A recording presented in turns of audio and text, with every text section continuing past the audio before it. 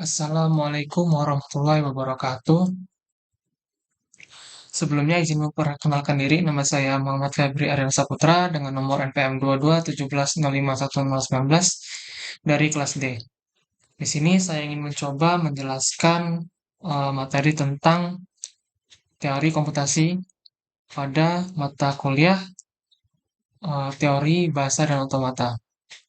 Langsung saja kita ke materinya. Nah, yang pertama yaitu teori komputasi. Teori komputasi atau Theory of Computation adalah cabang ilmu komputer teoritis. Teori komputasi berkaitan dengan studi bagaimana persoalan atau problem dapat diselesaikan pada sebuah model dengan menggunakan algoritma. Model tersebut dinamakan model komputasi. Nah, teori komputasi dibagi menjadi 3 ranting. Yang pertama yaitu ada teori otomata, yang kedua ada teori komputabilitas, yang ketiga ada teori kompleksitas. Nah, yang pertama itu teori otomata. Teori otomata adalah ilmu tentang mesin abstrak, atau lebih tepatnya adalah sistem atau mesin abstrak secara matematis, dan permasalahan komputasional yang bisa diselesaikan oleh mesin-mesin ini. Nah, mesin-mesin abstrak ini disebut sebagai otomata. Nah, teori otomata sangat dekat dengan teori bahasa formal. Otomata sering diklasifikasikan oleh beberapa kelas dari bahasa formal karena mereka memiliki kemampuan untuk mengenal. Sebuah otomaton bisa merupakan representasi bahasa formal yang terbatas yang bisa merupakan himpunan tak terbatas. Nah, teori otomata ini mengacu pada definisi dan sifat-sifat model komputasinya. Beberapa model komputasi pada teori otomata. Yang pertama yaitu FSA atau Finite State Automata, atau bisa juga Finite State Machine. Terus yang kedua ada bentuk tunggal, automatron, plural. Yang ketiga ada push down automata atau PDA. Yang keempat ada mesin Turing atau TM. Nah, selanjutnya yaitu teori bahasa formal. Nah, pada teori bahasa formal ini merupakan cabang dari matematika yang mempelajari tentang menerangkan bahasa-bahasa sebagai bagian dari operasi-operasi atas alfabet. Nah, teori ini sangat dekat dengan teori otomata, karena otomata digunakan untuk membuat dan mengenal bahasa formal ini. Selanjutnya terdapat beberapa kelas dari bahasa formal. Tiap-tiapnya membolehkan spesifikasi pada bahasa kompleks daripada satunya sebelum itu, atau hierarki Chomsky. Nah, di sini ada tabel dari hierarki Chomsky, dan tiap korespondensi kepada sebuah kelas dari otomata yang mengenalnya. Karena otomata digunakan sebagai model-model dari komputasi, bahasa formal lebih disarankan sebagai mode spesifikasi untuk semua permasalahan yang harus dikomputasi. Selanjutnya ada teori komputabilitas. Teori komputabilitas bertujuan untuk memeriksa apakah persoalan komputasi dapat dipecahkan pada suatu model komputasi teoritis. Nah, dengan kata lain, teori komputabilitas mengklasifikasikan persoalan sebagai dapat dipecahkan atau solvable, atau persoalan yang tidak dapat dipecahkan atau unsolvable. Teori komputabilitas memperkenalkan beberapa konsep yang digunakan di dalam teori kompleksitas. Nah, selanjutnya yaitu teori kompleksitas. Teori kompleksitas ini bertujuan untuk mengkaji kebutuhan waktu dan ruang untuk memecahkan persoalan yang diselesaikan dengan pendekatan yang berbeda-beda.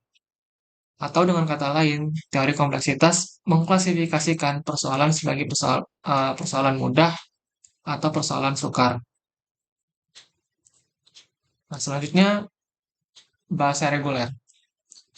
Sebuah bahasa dinyatakan reguler jika terdapat finite state automata atau FSA yang dapat menerimanya. Bahasa-bahasa yang diterima oleh FSA bisa dinyatakan secara sederhana dengan ekspresi reguler. Ekspresi reguler memberikan suatu pola atau pattern atau template untuk string dari suatu bahasa. Banyak masalah pada perangkat lunak yang bisa disederhanakan dengan melakukan pengubahan notasi ekspresi reguler ke dalam implementasi komputer dari FSA yang bersangkutan. Selanjutnya itu ada ekspresi reguler terdiri dari kombinasi simbol-simbol atomik menggunakan 3 operasi, yaitu yang pertama ada operasi katenasi, terus yang kedua ada operasi alternasi, yang terakhir ada operasi repetisi atau closure. Nah, selanjutnya yaitu finite automata. Automata terbatas atau finite automata digunakan untuk mengenali suatu pola. Dibutuhkan serangkaian simbol sebagai masukan dan mengubah statusnya sesuai dengan simbol itu. Nah, ketika simbol yang diperlukan ditemukan, maka terjadilah transisi. Automata dapat tetap dalam keadaan yang sama selama transisi atau berpindah ke keadaan berikutnya. Nah, pada finite automata terdiri dari 2 keadaan. Satu adalah accept state dan yang lainnya adalah reject state. Ketika string masuk berhasil diproses dan robot mencapai keadaan akhirnya, ia akan menerimanya. Nah, di sini ada contoh finite automata. Nah, tadi dikatakan bahwa finite automata terdiri dari 2 keadaan. Yang pertama itu accept, yang kedua adalah reject. Nah, suatu automata bisa dikatakan diterima jika string berakhir pada final stage. Nah, pada gambar ini final stage-nya ada pada di key 2. Kenapa di key 2? Karena final stage itu lingkarannya double. Nah, jadi suatu finite automata dikatakan diterima jika berakhir pada key 2. Nah, sebaliknya jika berakhir di key 1, maka itu tidak akan diterima karena key 1 ini bukan merupakan final stage.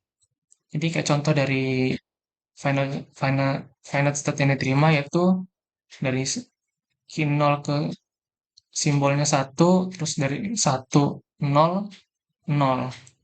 Nah, itu diterima. Kalau tidak terima 1 0 terus 1. Jadi dari key 0 terus ke key 1, dari key 1 ke key 2, balik lagi ke key 1. Nah, itu tidak diterima karena tidak berakhir pada final stage.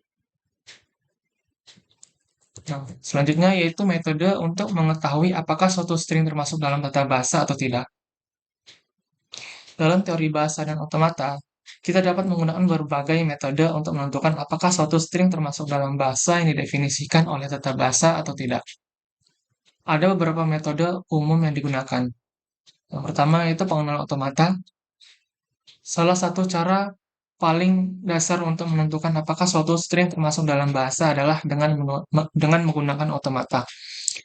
Jika Anda memiliki tata bahasa yang didefinisikan oleh otomata, misalnya otomata berhingga, otomata tumpukan, atau mesin Turing, Anda dapat menjalankan string melakukan otomata tersebut dan melihat apakah otomata menerima atau menolak string tersebut.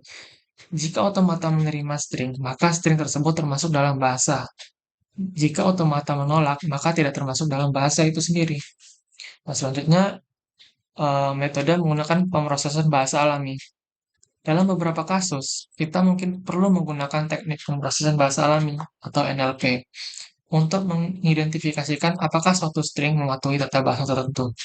Ini sering digunakan dalam pengenalan bahasa alami dan pemahaman bahasa manusia. Nah, pada pilihan metode metode itu tergantung pada kompleksitas tata bahasa yang kita hadapi.